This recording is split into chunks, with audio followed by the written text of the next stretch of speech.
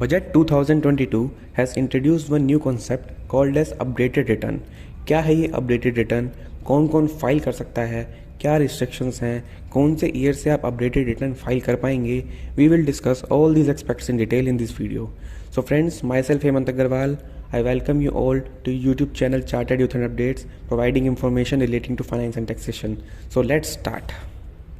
इस प्रोविज़न को समझने से पहले हमें कुछ बेसिक बातें पता होनी चाहिए. जैसे कि सेक्शन 139 सबसेक्शन 1 बोलता है ITR फाइल कर दो ड्यू डेट तक. Section 139 subsection 4 is related to belated return, यानी कि आप ड्यू डेट के बाद कब तक ITR फाइल कर सकते हैं. Section 139 subsection 5 is talking about revise return. अब बिलेटेड और रिवाइज रिटर्न फाइल करने की टाइम लिमिट तो है, लेकिन वो कुछ कम है.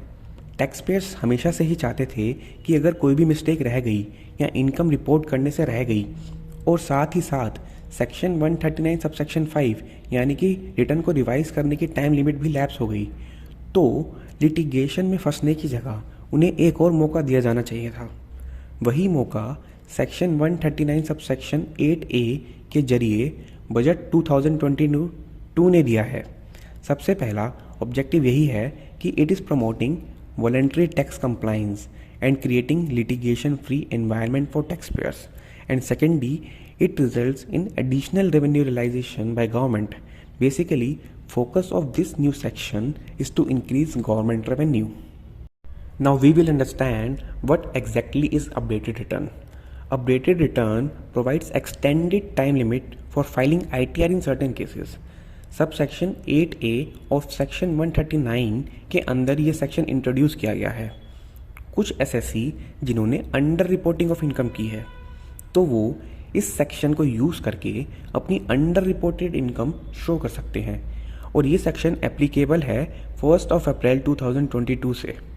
अगर आपने ITR ऑलरेडी फाइल कर दी है सेक्शन 139 सब सेक्शन 1, 4 या 5 के अंदर, या फिर ITR फाइल की भी नहीं है, तो भी आप अपडेटेड रिटर्न फाइल कर सकते हैं बाय यूजिंग दिस सेक्शन. अब बात करते हैं कि अपडेटेड टाइम लिमिट क्या है. सपोज असेसमेंट ईयर 22-23 की बात करते हैं.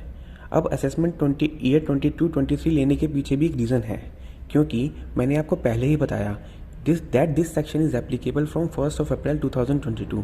That is for assessment year 22-23 this section is applicable. अगर असेसमेंट ईयर 22-23 देखें तो आप इसमें पिछले 2 सालों की अपडेटेड रिटर्न फाइल कर सकते हैं. That is assessment year 21-22 and assessment year 2021. Simple सा फंडा है, जिस भी असेसमेंट ईयर में आप हैं उसमें से -2 करके देख लो कि कौन से असेसमेंट ईयर की आप अपडेटेड रिटर्न फाइल कर सकते हो. ये तो हो गई टाइम लिमिट की बात. अब इसके साथ हमें वन न्यू सेक्शन 140B भी देखना पड़ेगा, बिकॉज अपडेटेड ITR फाइल करते टाइम आपको एडिशनल टैक्स भी देना पड़ेगा.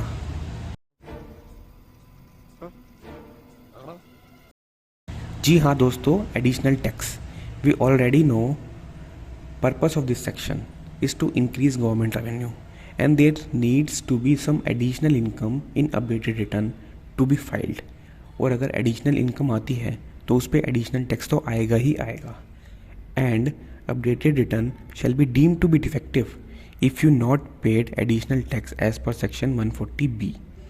Suppose आपने अंडर रिपोर्टेड इनकम पर टैक्स निकाल लिया, जो भी एप्लीकेबल सरचार्ज और सेस हैं उन्हें लगाने के बाद. अब इस अमाउंट के ऊपर आपको as a penalty under section 140B additional amount देना पड़ेगा, जो कि 25 या 50% है depending upon the year of updated return. आप जानते ही होंगे सेक्शन 140A होता है सेल्फ असेसमेंट का. अब ये न्यू सेक्शन 140B आ गया है, जिसको एक्ट में एडिशनल टैक्स बोला गया है, बट हम कह सकते हैं कि ये पेनल्टी का ही दूसरा नाम है. अब इसकी पेमेंट भी करनी होगी, और पेमेंट करने के लिए जो हमारा चालान है वो भी पोर्टल पर अपडेट हो जाएगा जैसे ही ये प्रोविज़न इफ़ेक्टिव होगा. अब बात करते हैं रिस्ट्रिक्शंस की.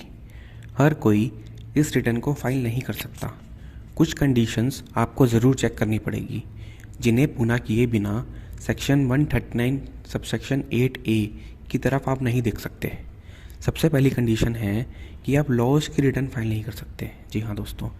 सेकेंड कंडीशन इज़ दैट आपकी टैक्स लायबिलिटी रिड्यूस नहीं होनी चाहिए। मीन्स सेक्शन 139 सबसेक्शन 1, 4 या 5 के अंदर आपने ITR फाइल की होगी, उसमें जितनी भी लायबिलिटी थी आप उससे कम लायबिलिटी डिक्लेयर नहीं कर सकते अपडेटेड ITR के अंदर।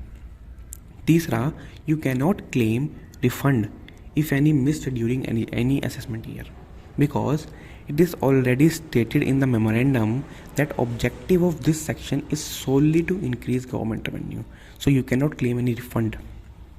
अब नेक्स्ट पॉइंट आता है कि जिस भी असेसमेंट ईयर का सर्वे या स्क्रूटनी चल रहा है उस असेसमेंट ईयर और साथ ही साथ प्रिसीडिंग 2 असेसमेंट ईयर्स का आप अपडेटेड रिटर्न फाइल नहीं कर सकते।